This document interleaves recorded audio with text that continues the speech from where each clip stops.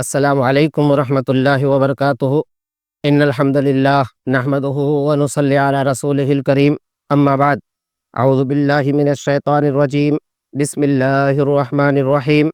یا ایہا الذین آمنوا لا تأکلوا اموالکم بینکم بالباطل الا ان تکون تجارتا عن تراض منکم، وقال اللہ تبارک وتعالی وآت ذی القربى حقہ۔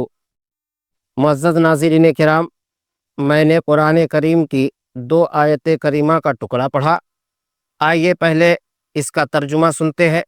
اللہ تبارک و تعالیٰ نے ارشاد فرمایا، اے ایمان والو، لا تأکلوا اموالکم بینکم بالباطل، آپس میں ایک دوسرے کا مال ناحق طریقے سے نہ کھاؤ، آپس میں ایک دوسرے کا مال ناجائز طریقے سے نہ کھاؤ، الا ان تکون تجارتا عن تراض منکم، ہاں اگر آپس میں ایک دوسرے کی رضا مندی سے تجارت کرتے ہو، لین دین کرتے ہو، تو پھر تم کھا سکتے ہو۔ اس آیت کریمہ میں آپ نے دیکھا اللہ تبارک و تعالی نے کسی دوسرے کے مال کو ناحق طریقے سے کھانے سے منع کیا ہے۔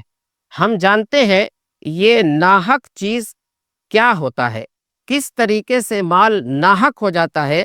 آئیے ایک بڑی پیاری مثال قرآن و حدیث سے تعلق رکھتی ہوئی سنتے ہیں اور چلتے ہیں اصول فرائض کی طرف۔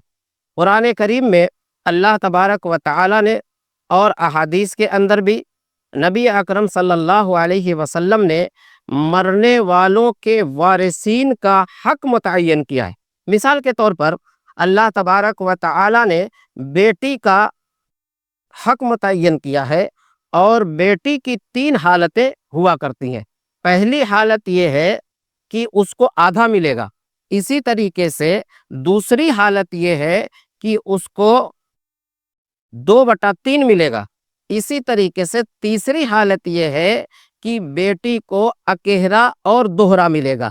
پھر سے اس کو سمجھاتا ہوں کہ اگر ایک بیٹی ہے تو اس کو پورے مال کا آدھا حصہ ملے گا، اور اگر ایک سے زیادہ 2 یا 3 بیٹیاں ہیں تو ان کو 2/3 کل مال کا حصہ ملے گا، اور اگر بیٹیوں کے ساتھ بیٹا بھی ہے یعنی بھائی بہن ہے تو بھائی کو جتنا ملے گا اس کا آدھا حصہ یہ بہن کو ملے گا، یا جتنا ایک بیٹی کو ایک حصہ ملے گا تو بیٹے کو دوہرا حصہ ملے گا۔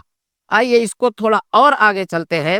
اللہ تبارک و تعالی نے تمام رشتہ داروں کا یعنی وارثین کا حق متعین کیا ہے، لیکن یہ حق کب دیا جائے گا؟ ہم جانتے ہیں شریعت نے ایک حد مقرر کیا ہے، پہلے اس کے تجہیز و تکفین کا انتظام کیا جائے گا، اسی طریقے سے پھر اس کی وصیت کو نافذ کیا جائے گا، وصیت کے بعد اس کا قرض ادا کیا جائے گا، اور اس کے بعد جو مال بچتا ہے ان وارثین میں تقسیم کیا جائے گا۔ اب مرنے والے کے جو مال ہے اس پر بھائی کا قبضہ ہے یا بیٹے کا قبضہ ہے، یہ سارا کا سارا لے کر بیٹھ گیا، نہ ماں کو دیا نہ بہن کو دیا، اسی کو کہتے ہیں حق مارنا۔ اس کی دوسری مثال علماء نے اس طریقے سے سمجھائی ہے، ایک چیز ہے وہ کسی اور کی ہے، ہم نے پیسوں کے زور پہ، اپنی طاقت کے زور پہ یا کسی اور طریقے سے اس مال کو رشوت دے کر یا ڈرا کر اپنے نام کر لیا، تو اسی کو کہتے ہیں ناحق طریقے سے مال کھا جانا۔ اسی چیز کو اللہ تبارک و تعالی نے منع فرمایا کہ یا ایھا الذین آمنوا لا تأکلوا اموالکم بینکم بالباطل، کہ آپس میں ایک دوسرے کے مال کو ناحق طریقے سے نہ کھاؤ۔ قیامت کے دن انسان کے اعمال کے رجسٹر میں 3 طریقے کی باتیں ہوں گی۔ پہلا یہ کہ اللہ تبارک و تعالی اس بات کو بالکل بھی معاف نہیں کرے گا۔ دوسرا یہ کہ اللہ تبارک و تعالی ان باتوں کو ایک شرط کے ساتھ معاف فرمائے گا۔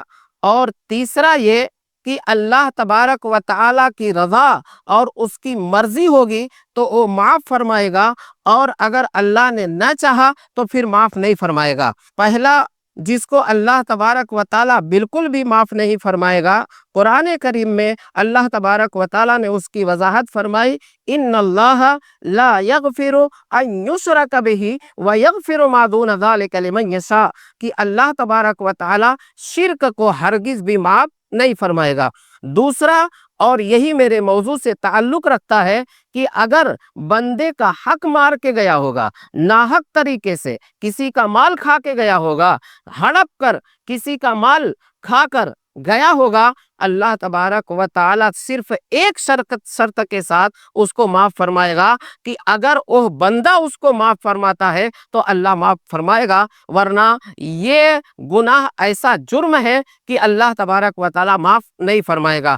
میں بتلانا چاہتا ہوں کہ حقوق العباد کی اتنی اہمیت ہے کہ اگر بندہ نہ معاف فرمائے تو اللہ تبارک و تعالیٰ بھی معاف نہیں فرماتا ہے۔ لہذا اللہ تبارک و تعالیٰ نے جو قرآن میں ارشاد فرمایا کہ رشتہ داروں کو، مسکینوں کو، غریبوں کو، پڑوسیوں کو، قریبی رشتہ دار، دور کے رشتہ دار، جتنے کا بھی حق ہے سب کے حق کو ادا کر دیا جائے، تاکہ قیامت کے دن اللہ تبارک و تعالیٰ اسی کے بنا پر ہمیں عذاب میں مبتلا نہ کر دے۔ اللہ کے نبی جناب محمد رسول اللہ صلی اللہ علیہ وسلم کی ایک حدیث ہے کہ قیامت کے دن اللہ تبارک و تعالیٰ اپنی رحمت سے اس کو دور کر دے گا جو کسی کا حق مار کے گیا ہوگا۔ حدیث کے الفاظ اس طریقے سے ہیں، اللہ کے نبی نے ارشاد فرمایا، لعن اللہ من لعن والدیہ، لعنت ہے اس آدمی پر جو اپنے والدین کے اوپر لعنت کرے۔ لعن اللہ من ذبح لغیر اللہ، لعنت ہے اس آدمی پر جو غیر اللہ کے نام سے ذبح کرے۔ لعن اللہ من آوى محدثا، لعنت ہے اس آدمی کے اوپر جو کسی بدعتی کو پناہ دے۔ لعن اللہ من غیر منار الارض، اور لعنت ہے اس آدمی کے اوپر بھی جو زمین کے نشانات کو بدل دیتا ہے۔ زمین کے نشانات کے بدلنے کا مطلب کیا ہے؟ یہی مطلب ہے کسی اور کی زمین کو اپنے نام کر لینا، ایک ہی زمین کو ایک بار، دو بار، تین بار بیچ دینا، اس کے سر کی ٹوپی اس کے سر پہ پہنا دینا، یہی بندوں کے حق کو مارنا ہے۔